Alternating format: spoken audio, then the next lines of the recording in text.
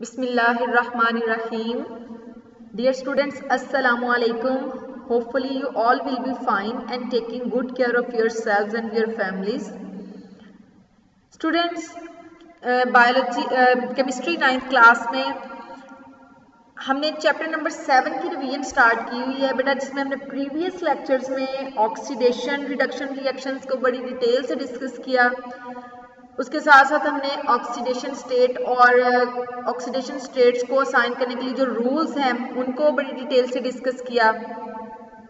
तो chapter number 7 की revision में जो नेक्स्ट आज केमिस्ट्री की क्लास में हम जो नेक्स्ट टॉपिक डिस्कस करने जा रहे हैं बेटा, वो है ऑक्सीडाइजिंग एंड रिड्यूसिंग एजेंट्स। बेटा ऑक्सीडाइजिंग और रिड्यूसिंग एजेंट्स को डिस्कस करने से पहले मैं ऑक्सीडेशन और रिडक्शन को थोड़ा सा रिवाइज करती हूँ। बेटा हमने देखा था कि ऑक्सीडेशन कोई भी सब्सटेंस अगर उसमें ऑक्सीजन की एडिशन हो रही है या हाइड्रोजन की रिमूवल हो रही है या फिर इलेक्ट्रॉन्स लूज हो रहे हैं तो वहाँ पर ऑक्सीडेशन रिएक्शन परफॉर्म हो रहा है। इसी तरह से रिडक्शन में हमने देखा था कि ऐसे कोई भी सब्सटेंस अगर उसमें हाइड्रोजन की एडिशन हो रही है या फिर ऑक्सीजन की रिमूवल हो रही है या फिर गेनिंग ऑफ इलेक्ट्रॉन्स हो रहे हैं तो फिर वहाँ पर रिडक्शन रिएक्शन परफॉर्म हो रहा है। तो आज हम डिस्कस करने जा रहे हैं ऑक्सीडाइजिंग एंड रिड्यूसिंग एजेंट्स। तो बेटा ऑक्सीडाइजिंग एजेंट में हम सबसे पहले देखते हैं कि oxidising agent is the species that oxidize a substance by taking electrons from it। कि ऑक्सीडाइजिंग एजेंट क्या है? अगर हम सोडियम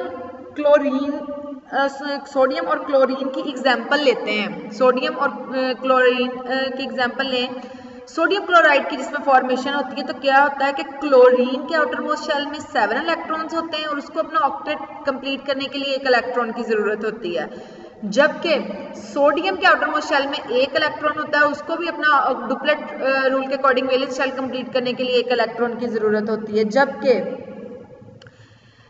क्लोरीन क्या कर रहा है? इलेक्ट्रॉन्स को गेन कर रहा है, ठीक है, लेकिन सोडियम इलेक्ट्रॉन्स को लूज कर रहा है। सोडियम इलेक्ट्रॉन्स को लूज क्यों कर रहा है? क्लोरीन की वजह से। अब सोडियम इलेक्ट्रॉन्स को लूज कर रहा है, वहां पर ऑक्सीडेशन रिएक्शन परफॉर्म हो रहा है, ठीक हो गया। तो किसकी वजह से कर रहा है? क्लोरीन की वजह से। तो क्लोरीन क्या है? Oxidising agent. मतलब कि ऑक्सीडाइजिंग एजेंट है जो कि दूसरे सब्सटेंस से oxidise the substance by taking electron from it, कि सोडियम से इलेक्ट्रॉन को लेकर वहां पे ऑक्सीडेशन परफॉर्म हो गई और खुद oxidising agent. The substance which is reduced itself, जो अपने आप को रिड्यूस कर लेता है बाय गेनिंग। हमें पता है रिडक्शन क्या है? Gaining of electron. Gaining of electron is also called the oxidising agents. जितने भी नॉन मेटल्स हैं जैसे वो ऑक्सीडाइजिंग एजेंट्स के तौर पर एक्ट करते हैं because they accept electrons and being more electronegative elements. Next बेटा हम डिस्कस करते हैं रिड्यूसिंग एजेंट्स। तो reducing agent is the species, वो स्पीशी है दैट रिड्यूसेस अ सब्सटेंस, जो एक सब्सटेंस को रिड्यूस करती है by donating electron to it. देखें अब इसमें भी हम सोडियम और क्लोरीन की एग्जांपल लेते हैं कि सोडियम क्या है? वो इलेक्ट्रॉन्स को लूज करके वहां पे ऑक्सीडेशन रिएक्शन परफॉर्म हो रहा है, ठीक है, डोनेट कर रहा है, ठीक है। तो डोनेट करने से दूसरे के वहां पे क्लोरीन को क्या कर रहा है? रिड्यूस कर रहा है दूसरे को। तो वो species that reduce a substance, chlorine को रिड्यूस कर देता है by donating electron. Sodium donate करके इलेक्ट्रॉन को, तो वो उसको, तो सोडियम क्या है? रिड्यूसिंग एजेंट के तौर पर एक्ट करता है। NaCl is the good example, जिसमें sodium reducing agent, chlorine oxidising agent. Sodium gain करके इलेक्ट्रॉन्स को, क्यों गेन करता है? क्लोरीन की वजह से। तो क्लोरीन ऑक्सीडाइज कर रहा है, ठीक है, और सोडियम जो है वो डोनेट कर रहा है। तो वो डोनेट करने से दूसरे को कहा क्या कर रहा है? दे रहा है ना, तो क्लोरीन गेन करके वहां पर ले रहा है, तो वहां पर रिडक्शन। तो substance which is oxidised by losing electron, खुद लूज करके इलेक्ट्रॉन को सोडियम ऑक्सीडेशन हो गई, तो also called the reducing agent.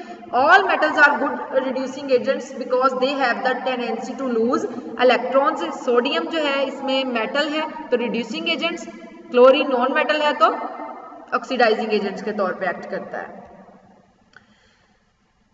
Students next हम डिस्कस करते हैं कॉन्सेप्ट ऑफ इलेक्ट्रोलाइट्स के। इलेक्ट्रोलाइट्स क्या होते हैं? ऐसे सब्सटेंसेस बेटा जो कि इलेक्ट्रिसिटी को कंडक्ट करते हैं इन देयर एक्वस सॉल्यूशन और मोल्टन स्टेट, उसको हम लोग कहते हैं electrolytes. For example salt solutions, acids और bases are the good examples of the electrolytes.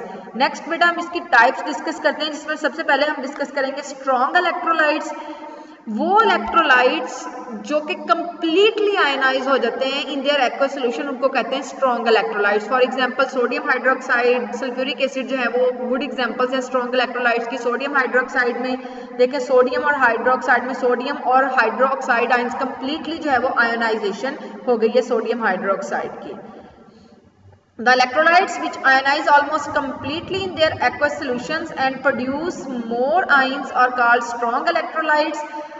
Sodium hydroxide and sulfuric acid are the good examples of the strong electrolytes. Next बेटा हम discuss करते हैं weak electrolytes.